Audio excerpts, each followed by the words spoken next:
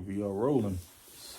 Alright, shalom. Shalom. First and foremost, we give all praises and glory to Yahweh, Bahashim, Yahushai, Bahashim, Kakodash.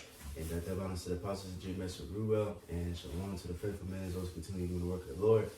You know what I'm saying? So it's JMS Columbus, Ohio, once again for a Sunday class, continuing the Bible series. And Lord willing, today we're going to touch on a very short book, 8 chapters, Song of Solomon, or in other words, Song of Songs.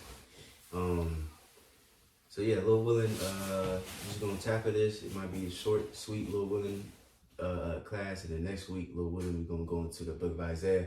Cause I was gonna do Song of Solomon and then kind of add a little bit of Isaiah, but I might just focus on Isaiah by itself. But so yeah, so Lord willing, we can get the summary, and then we can just get up in there and then break this thing down. Whoever got the summary got it. I got it. So I looked at the overview. It's kind of shaky. But this is real quick. It's site is Bible Project. This is the book of Song of Solomon. So like your Songs of Songs. Oh, it's Song of Solomon. But it says Song of Songs is well known but little understood book of the Bible, made up of 8 chapters of ancient Israelite love poetry.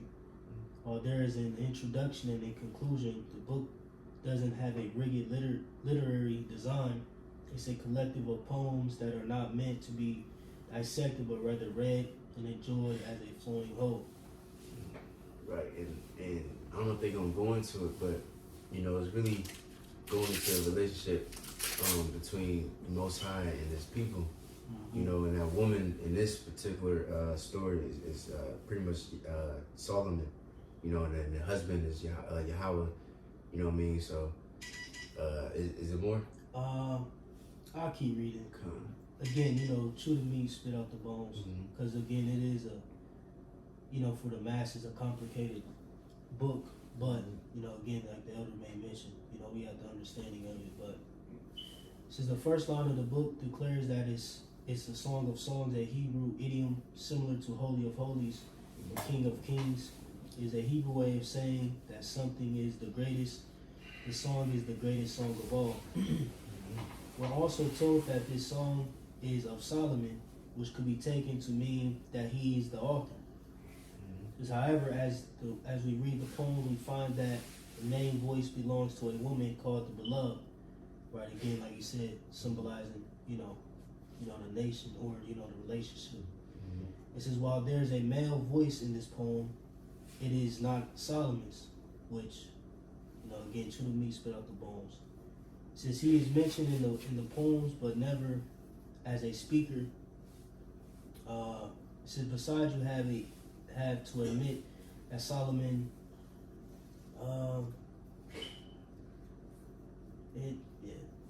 that's pretty much. Alright, so. I mean, I can read the Google too, but I'll read the Google for you. Just, you know. Again, like I said, chew the meat, spit out the bones. It says the Song of Solomon in the book is a poetic, lyrical book celebrating the purity and beauty of romantic love and sexual intimacy within a marriage. Attributed to King Solomon, it portrays a dialogue between a Shulamite woman and her beloved, emphasizing commitment and mutual admiration, often interpreted as an allegory for the Most High's love for His people. Perfect, because we're gonna get a few precepts, you know, proving, you know, the father, you know, or Yahweh, you know, he's the husband, you know what I'm saying, and Israel's the wife, you know what I'm saying. What you got? Okay, bullet point 1, it says, the book highlights the beauty of a marital oneness, portraying love as a powerful and sacred gift. Structure, it is a collection of love poems and songs, not a traditional narrative, often featuring dialogue between the two lovers. Imagery, the text uses rich, nature-based metaphors, gardens, vineyards, spices to describe the beauty of the beloved and the intensity of desire. Interpretation, this is literal, a celebration of romantic love between a husband and wife. The relationship between the Most High and Israel, where it says under allegorical. Allegorical, the relationship between Hamashiach in the church. It says key themes. It says exclusivity of love. My beloved is mine, and I am his. Power of love described as strong as death. I believe it in chapters 8, verses 6 says commitment, emphasizing courtship, longing, and bond of marriage. And that's it. That's it. All right, come on. All right. So now, can we get Isaiah 45 and 5? You know what I'm saying? And was that Jeremiah, the classic? Israel is a delicate woman, and whatever else Jake can think of just proving that, or what was another one? Yeah, just whatever Jake can think of, proving that Israel is the woman, or how was the husband, Jake is the wife. You know what I'm saying? So on and so forth. But we can get to Isaiah a little later. It's Isaiah chapter 45, verse 5. It says, I am the Lord Yahweh, and there is none else. There is no power beside me. I girded thee, though thou hast not known me, that they may know from the rising of the sun and from the west. Oh, my fault. Slag, it's Isaiah 54 and 5. My Okay. fault.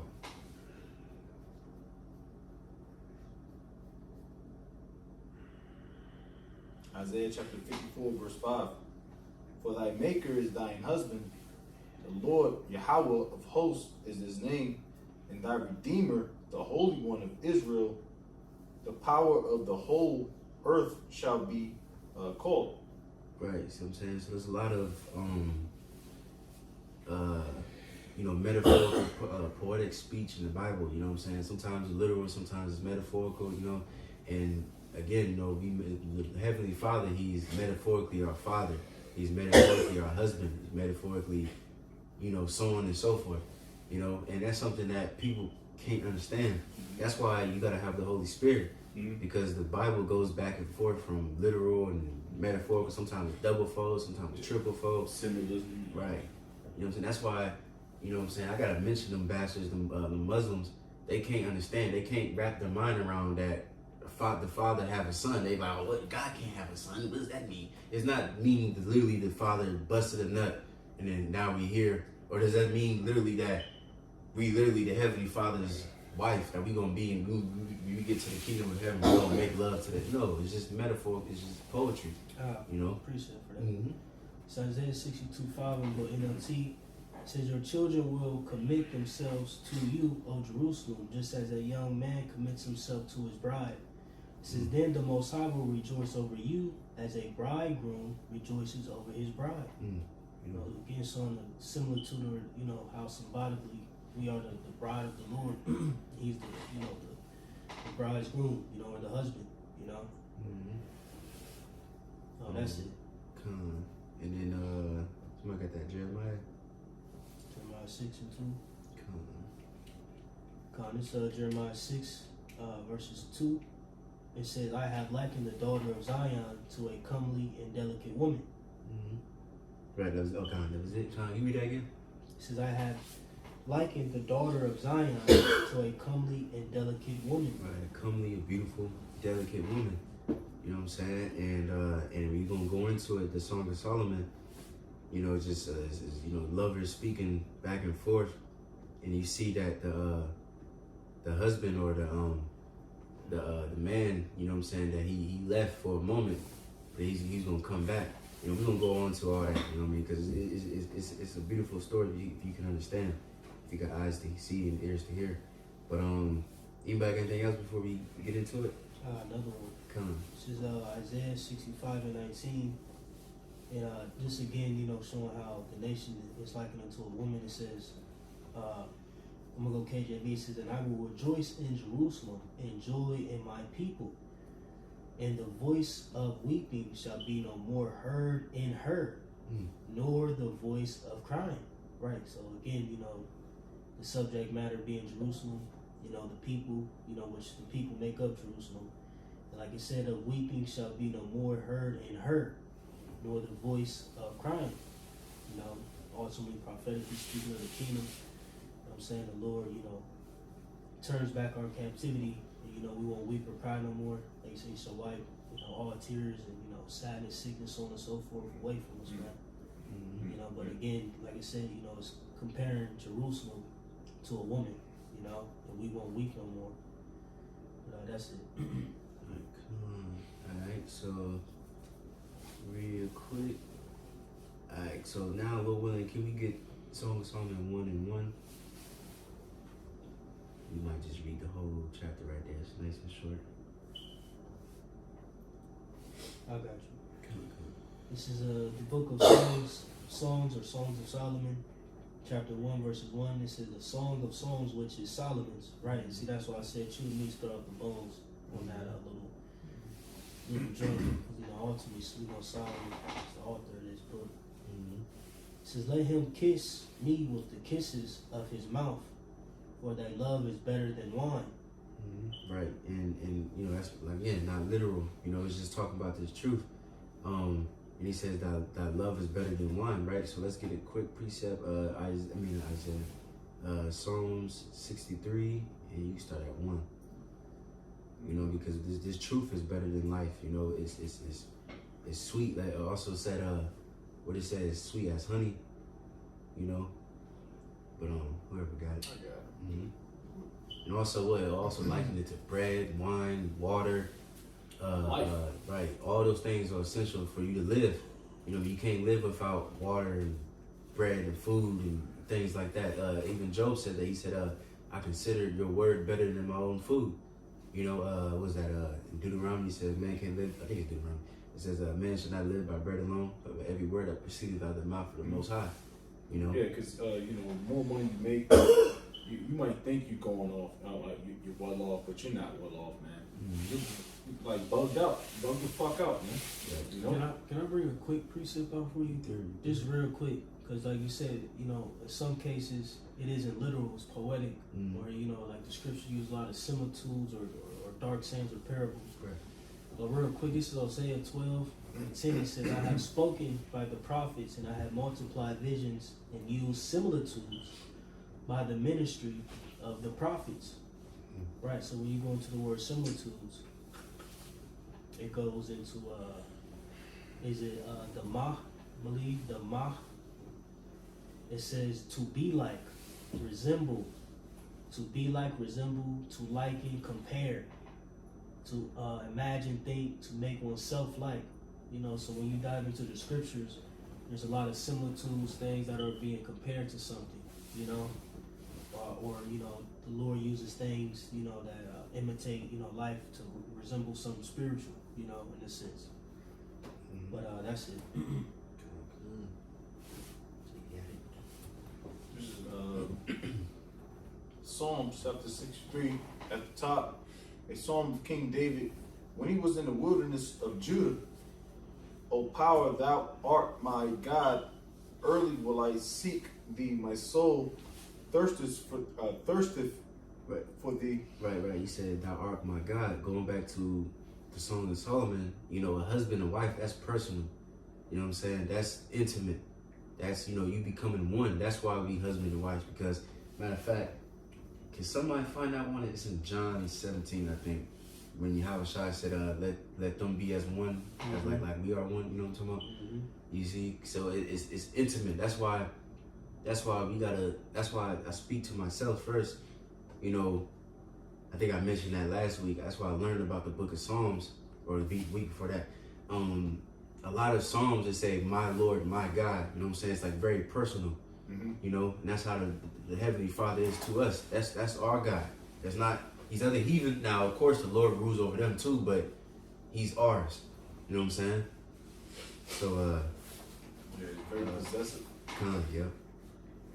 That's why you see these cold cases, like when a woman go off and deal with another man, and he just put her to death in a hard way, like 64 stabbings or something like that. You know, right?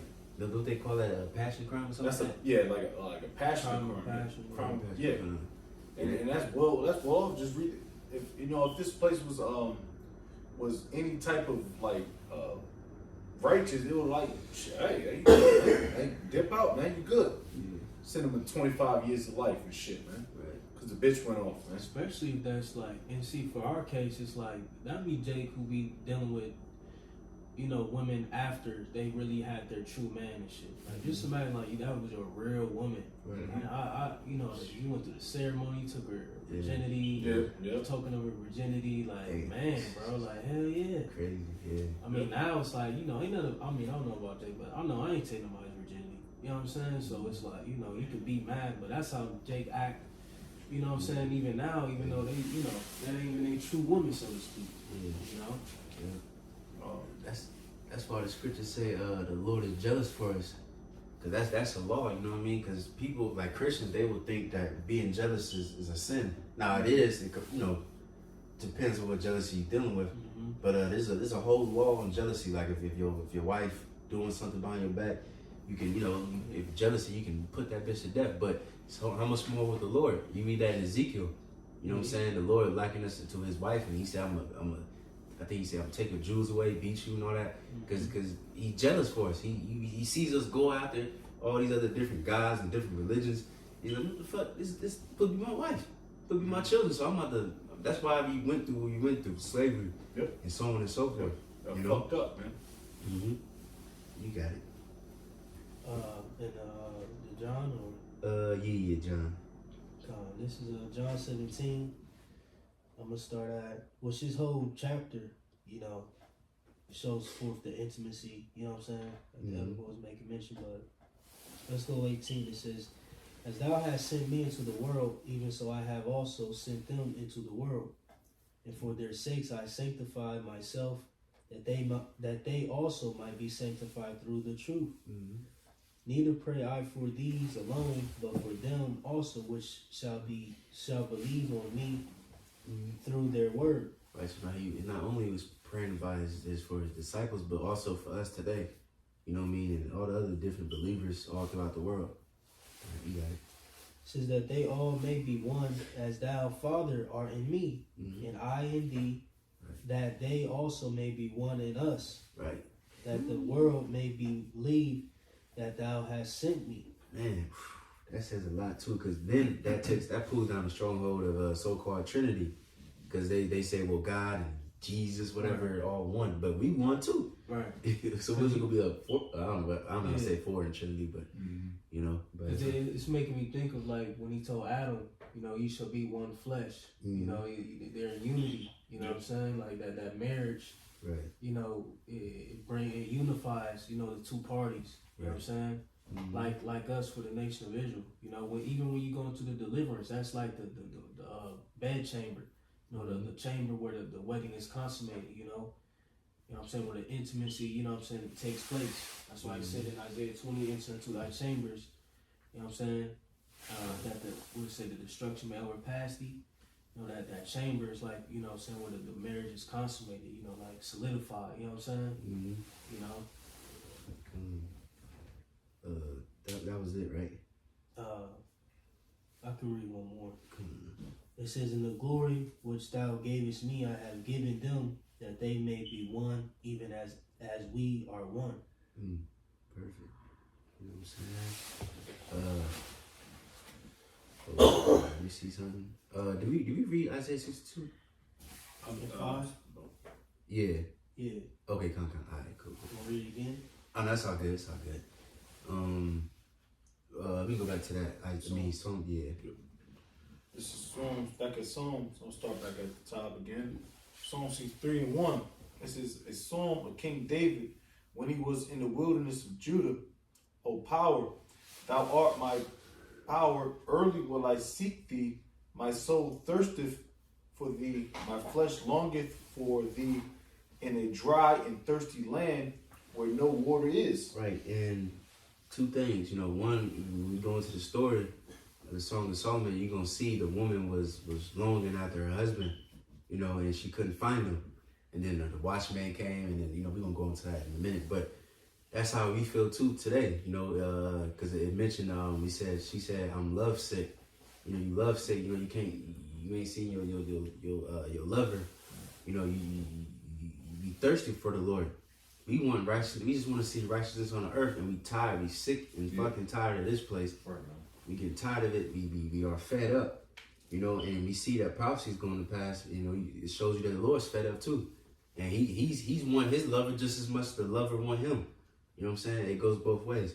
That's why I think we read that. I think at last camp. You know, it's your Father's good pleasure to give you the kingdom. Yep. You know, the Lord and His Son and the angels, they all longer for us too. You know what I'm saying? But you got it.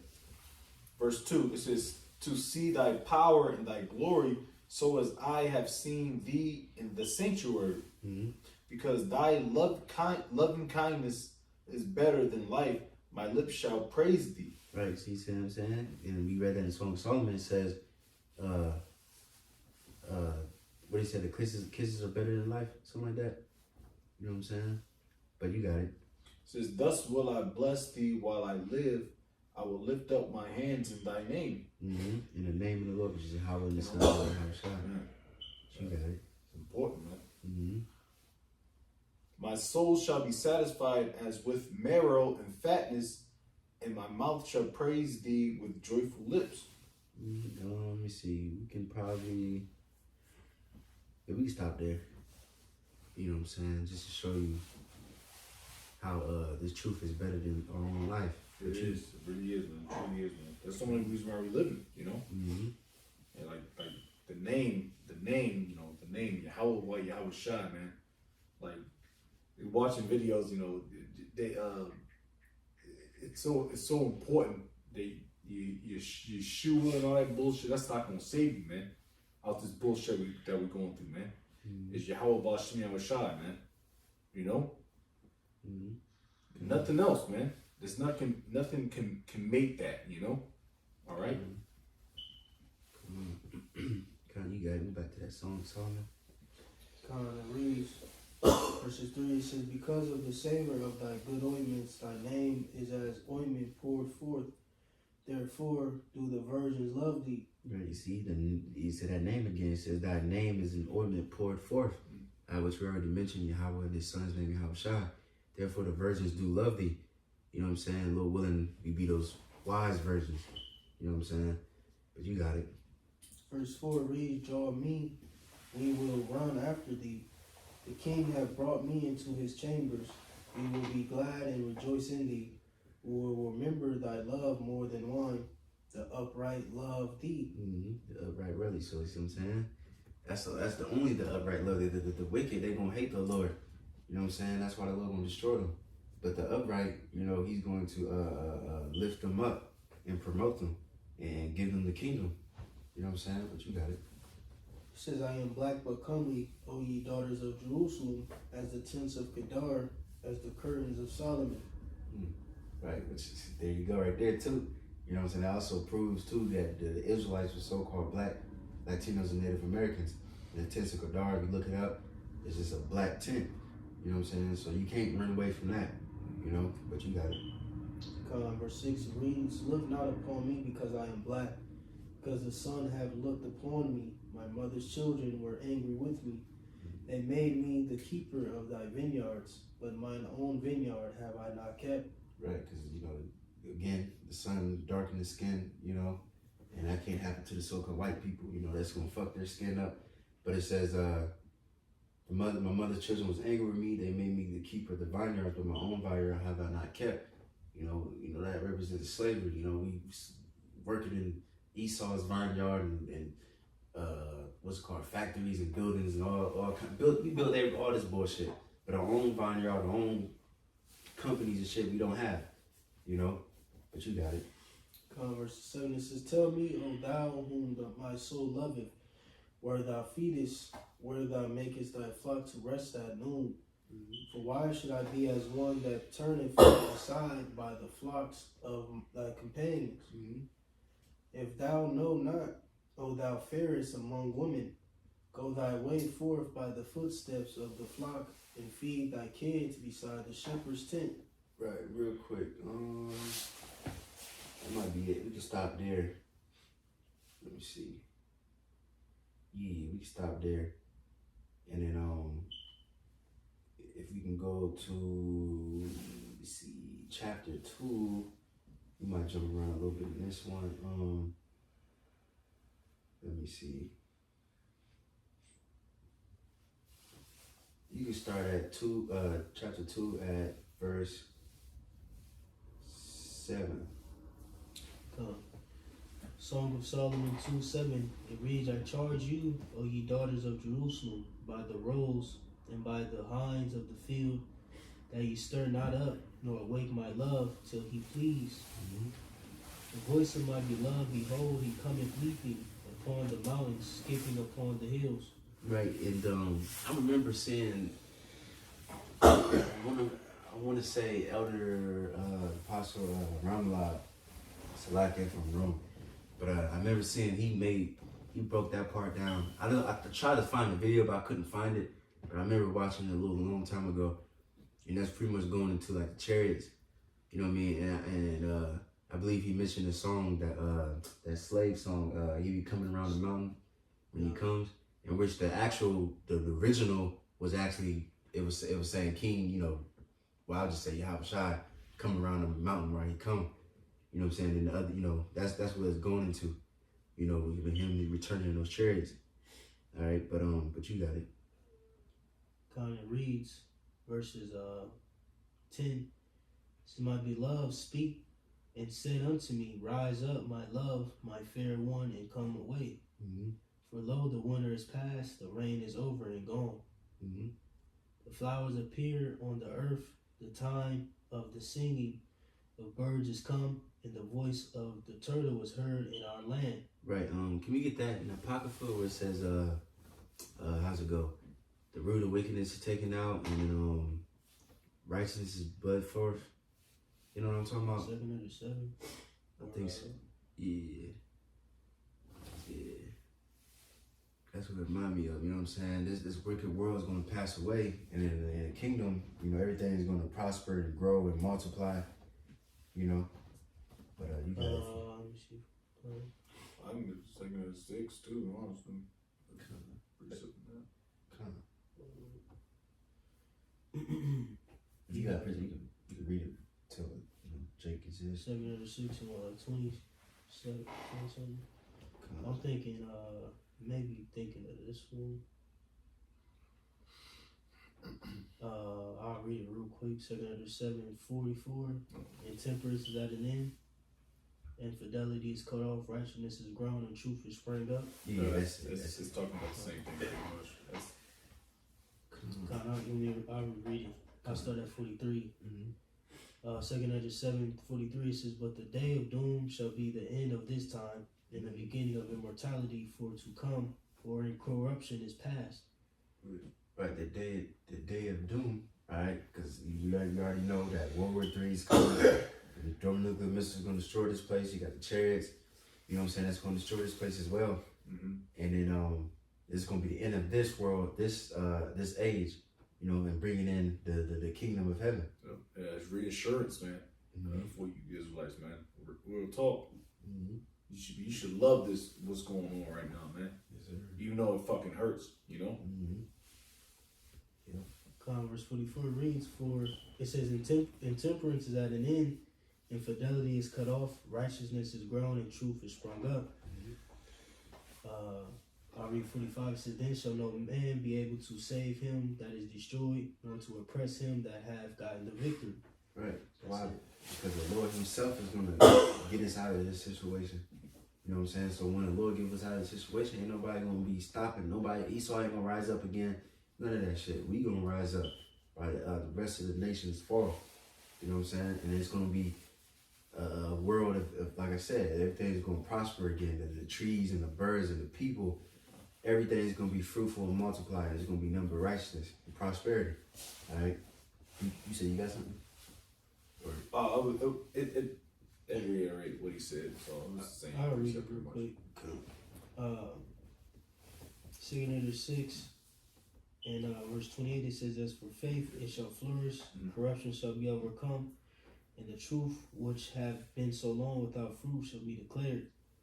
Y'all notice this scripture coming out a lot lately, man. It's speaking Straight up, you know. Let me see. Where you left off on? Verse, Songs of Solomon. Yeah. I think 10. Let me see.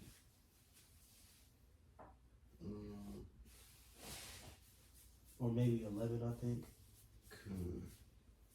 No, I stopped at 12, so like it. All right, we can stop there. Now we can go to chapter. Let me see. Chapter hold on. Cause a lot of this, like chapter 3, chapter 4, it's just a lot of poetry. So now I'm gonna skip to chapter 5. We can start at 5 and 1. Song of Solomon, chapter 5, verse 1. I am come into my garden, my sister, my spouse. I have gathered my myrrh with my spice. I have eaten my honeycomb with my honey. I have drunk my wine with my milk. Eat, O friends, drink abundantly, O beloved. Mm-hmm. I sleep, but my heart waketh. It is the voice of my beloved, and that knocketh, saying, open to me, my sister, my love, my dove, my undefiled. My head is filled with dew, and my locks with the drops of the night. Mm-hmm. I have put off my coat. How shall I put it on? I have washed my feet. How shall I defile them? My beloved put in his hand by the hole of the door, and my bowels were moved for me. Right, and then what is that? Like, the beloved, or what it say? He say, knock at the door. Mm-hmm. You know what I'm saying? Can you get that revelation? And then also the blue letter for the word sup. These have Revelation 3, I will sup with you. Because that goes into intimacy too, you know what I mean? Because you got to be personal to sup with somebody, and it's going to go into the word, going to go into it. But, kind of Revelation 3:20, it reads, it says, behold, I stand at the door and knock. If any man hear my voice and open the door, I will come into him and will sup with him, and he will, and he with me. Right. So we get to that word. It's going to go into it further. The word sup in the Greek. 1172, Digneo. It says to sup. Let me see. It just says to sup here. Let's see. Go to the Greek lexicon. For the Strong's, it says take the principle or evening meal. Right, that's where you get like supper from. Mm-hmm. You know, the supper really, that's why when you eat, it's it's like a ritual. Like, you prepare the table, you sup, you talk about the day. Mm-hmm. The intimate things, things that happen. Right. You know what I'm saying? You let it, like they said, let everything out on the table, so to speak. It says It's a blessing. yeah, when you go into the Thayer's Greek lexicon, it reads in an allegory, I will make him to share in my most intimate and blissful intercourse. So I'm saying most intimate, you know what I mean? Because the Lord gave us the secrets. He gave us the prophets. They know the secrets of the Lord. You know what I'm saying? That's why I also said that we are friends of the Lord. You know what I mean? It's more intimate. Because what Yahushua said that he said, I no longer call you servants because a servant don't know what his master doeth. I call you friends. You know what I'm saying? And if you sitting with your friend, y'all eating, y'all might be discussing things and what, like Brother said, things that happen or whatever in your personal life, and you might tell him something, and he might tell you things, so on and so forth with Yahushua. For us, it's a personal one-on-one. Or even if you go take a girl on a date, you're trying to get to know her, you might sit down and eat, talk, you might discuss things. Right. That's why when you see Jake, and you see, like, you look at Jake Moore, the counter, like, what's up? You know what I'm saying? Right. Like, what's up? Like, let's sup. Like, what's going on? Let's get intimate, in the sense of, what's going on in your mind, But I got that word intimate in the blue letter, or not the blue letter, the etymology. It says intimate, it says closely acquainted, very familiar, and most intrinsic, Oh, you said very familiar? Mm-hmm. All right, good. Well, that reminded me of, what's that, John 10, where he says, my sheep hear my voice. Mm-hmm. Because, like, again, the sheep, this is a real thing.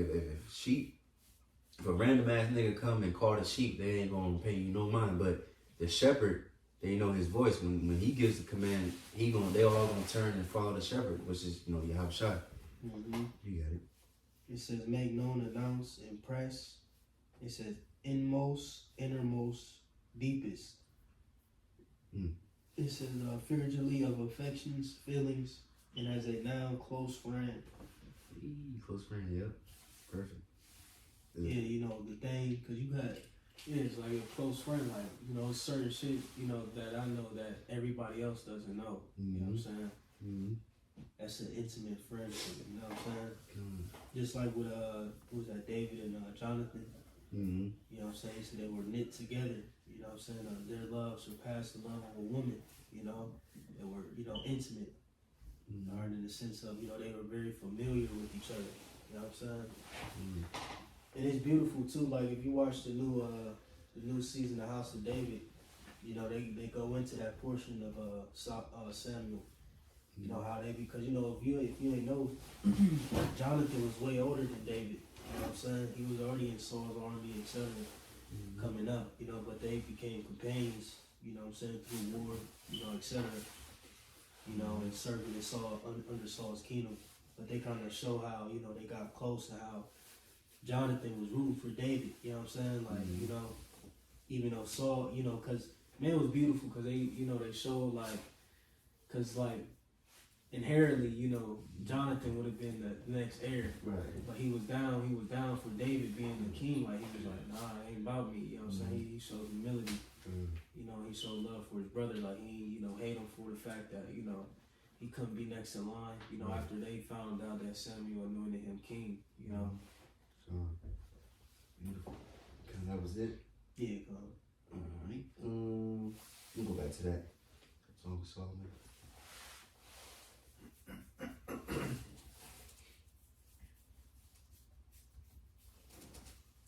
Back at it.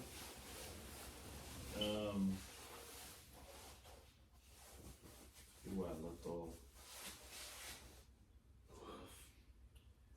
Song of Solomon, chapter 5, and I'll just go back to that. I can't remember what I left off at. Oh, yeah. One. Abundantly, oh beloved, I sleep, but my heart waketh. It is the voice of my beloved that knocketh, saying, open to me, my sister, my love, my dove, my undefiled. Okay. For my head is filled with dew, and my locks with the drops of the night. Sorry? So Jake at like 5. Yeah, that's why I kind of read. Alright. Sorry about that. Song of Solomon, chapter 5 and 5. I rose up to open to my beloved, and my hands dropped with myrrh, and my fingers was sweet smelling myrrh upon the handles of the lock. I opened to my beloved, but my beloved had withdrawn himself and was gone. My soul failed when he spake. I sought him, but I could not find him. I called him, but he gave me no answer. Right. And it's like the Lord, you know what I'm saying, when he said, I would draw my face to the knowledge the affliction, the Amos, and then also you can liken it to Yahweh Shai, because Yahweh Shai is a husband too. You know what I'm saying? We said I provide you like as a chaste virgin, and Yahweh Shai, he away in the journey. You know what I'm saying? And then it's gonna go into the prophets too. Next verse, but you got it. It says, I opened to my beloved, but my beloved had withdrawn himself and was gone. My soul failed when he spake. I sought him, but I could not find him. I called him, but he gave me no answer.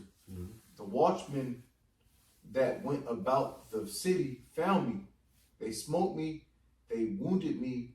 The keepers of the walls took away my veil from me.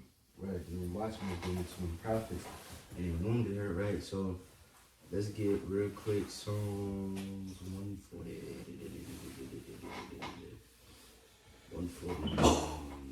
141 and 5.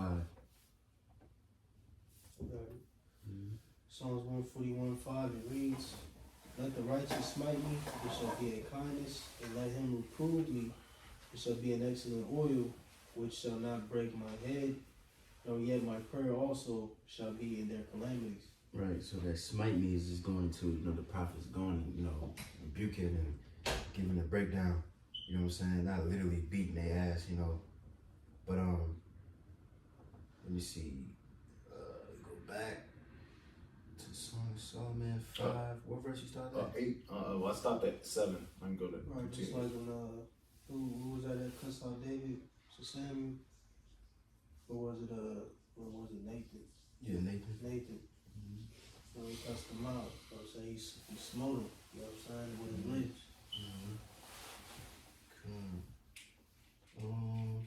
You can read one more verse in that one. All right, verse 8. It says, "I charge you, O daughters of Jerusalem, if you find my beloved, that you tell him that I am sick of love." Which again, like I said earlier, that's us. We sick of love. We love sick. We wish the Lord would hurry up and return. There's a song by Brian, what's his name, Brian McKnight, called "When I See You Again." You know what I mean? And it's going to speaking about Yahweh Shai. Him and this other dude. I don't know the other dude's name, but they was just singing and complaining about the state of the world, how ungodly it is, and he just pleading to the Lord, like, when will you see you again? Like when you crack them skies, you know what I mean? It's like a plea, like a lover pleading to her husband, like, God damn, you know what I mean? Like or what's that? But this is old school. 3 Degrees. When I See You Again, speaking about his lover or her lover. You know what I'm saying? Or another song. What's that song called? If and When. I showed Jake that song a long time ago. It's called If and When. It's an old song. And they going into how like pretty much I ain't seen you in a long time, but if and when you do come back, I will be waiting for you. And that remind me of the elect. Cause that's how we are. We just like, but when you do come back, you know what I mean, Lord willing, we gonna be still doing the work. You gonna be finding us doing the work and waiting. Unlike these unfaithful ass 2/3 niggas, they just forgot about the Lord. The Lord taking too long or whatever excuse that they got, and they just don't even give a fuck, There's some old Negro rituals, the songs, that they sang in when they was in slavery, Saints come marching in. That's not. I don't think that's of the slave journey. I don't know what the beginning of that song, but when the slaves come marching, you know what I mean? Yeah. But they sing those songs, like when, crying out, man. Yeah, swing low, sweet Yeah. Thank you. Go on. Things like that. Wade in the water. If you go into that song, Wade, the Negro spirituals, Wade in the water. If you look at the original lyrics, it says, "Who is those children? The children of Moses wading in the water," talking about Jake escaping slavery and stuff. So they knew that they was Jake back in the day. I got that little overview. That song, that Saints Come Marching In, is a Negro spiritual, or I wouldn't say Negro spiritual, but here it goes. It's When the Saints Go Marching In is a renowned African American spiritual with roots in the 19th century religious tradition symbolizing the journey to heaven and an end to suffering. Famous for its 1938 recording by Louis Armstrong, it originated as a hymn before becoming a staple of New Orleans jazz, frequently played in funeral processions to celebrate the deceased death. Right, so they was, crying out pretty much, hoping for, you know what I'm saying? The kingdom of heaven to be established, so to speak, and the end of suffering, Jake tired of this shit, man. Yeah, straight up. Tired, boss. Man. Well, I'm thinking another song, your boy, I probably didn't mention, Distant Lover. You know what I'm saying? Marvin Gaye. Oh, yeah, that's my joint. Yeah. You feel the pain in that song. That's how we feel, man. It's just like, damn. He one of the best now singers on the planet. Better than Michael, too. Oh hell nah. I knew that was gonna happen. Nah, he man, Marvin, he seen with so much, you know, pain and thought, bro. Yeah, Yeah, it's bro. way, yeah. That's why, like I said, like yeah, spiritual said, like when I hear that distant love, I just think about the relationship between us and the Lord, or the Heavenly Father. You know what I'm saying? Like he loving us from a distance right now. You know what I'm saying? And you know, like Marvin, he was crying and pleading. You know what I'm saying? You know, all you know, of course, he to a woman, whatever, but you know, we tie everything to the spirit. You know, Straight up. he, you know, at the end, he was begging, like, you know what I'm saying? And these fucking niggas want to be here an extra 30 fucking years or so plus, Yeah, man. so you can ride shit pisses you off, Scat man. Packs and track hawks, man. Yeah, so you can say I got a couple wives and a few beautiful children, whatever the fuck you want to say, man. While you I'm still tired of this shit, man. consuming lead, you know, the foul Bad- air and water, Terrible drinking, food. yeah, drinking Dasani water. What's the other one? Fucking what's the other fucked up water? Air, Dasani, Dasani. Nestle water. Yeah. Oh, yeah. I thought that was chocolate milk, nigga. Mhm. Yeah, he got water now. You know what I'm saying? Yeah, Like, you want to bro. live here, man. Continue to live here and flourish. Yeah. Fuck this place, man. Real quick, I could get a quick preset. One of my favorite joints. While you getting that, one more point on that distant lover song. Like one of my favorite parts when he was like, he said, "You should think about me. You should say a prayer for me." You know what I'm saying? That remind me of Yahweh Shai because he's our intercessor. You know what I'm saying? So it's like Yahweh Shai is thinking about us, praying for us, and he's begging the Lord to hurry up, make haste too. You know what I'm saying? It's just like, man, that song beautiful. Anyway, so like, you got Yeah, it's the best song ever. I gotta remember that joint. It's Isaiah 62 and 6. It says, I have set watchmen upon thy walls, O Jerusalem, which shall never hold their peace, day nor night. Yet they make mention of Yahweh, keep not silence, and give him no rest till he establish, until he make Jerusalem a praise in the earth. Right, so we crying out, we begging to the Lord, man, to return, man, you know? Take us out of this fucked up state, man. You know, we begging. We gonna pray, you know, it's beg, you know, the beg, man. You know, begging for forgiveness, that he, you know, take these filthy garments off of us and array us, you know, beautiful garments once more, you know, and beautify the earth, man, our dwelling. That's it. Good. All right, let's just get a few more verses. Let's get that song Solomon 8 and 1. And then we can close it out. Got you. Song of Solomon 8:1, it reads, "Oh, that thou wert as my brother, that sucked the breast of my mother. When I should find thee without, I would kiss thee. Yeah, I would not be despised." Right, so again, this is not literal. You know, you're gonna bring somebody, your husband or to your mother there, suck the breast and shit. You know what I mean? That's just the mother is the truth.